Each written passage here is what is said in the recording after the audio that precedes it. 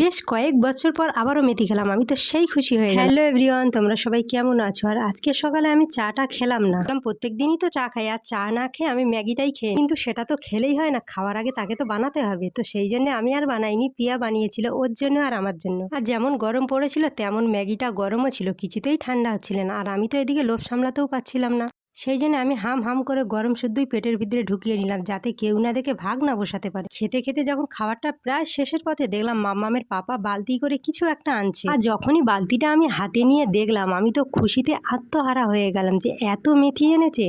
আর সত্যি কথা বলতে আমি ভীষণ খুশি হয়েছিলাম যে মেথি দেখে, প্রায় কয়েক বছর পর আবারও মেথি খাবো বলে।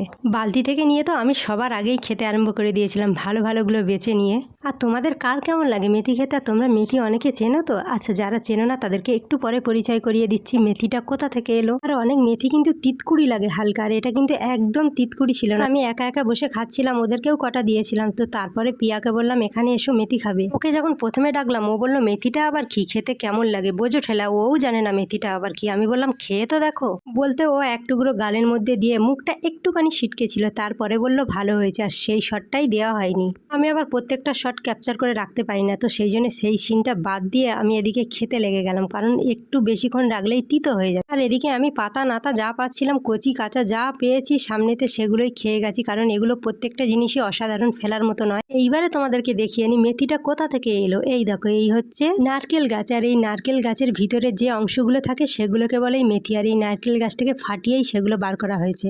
এবারে তোমরা বুঝতে পারলে মেথিটা কি আর কোথা থেকে এলো। তো যাই হোক, আজকের কারের মতো টাটা।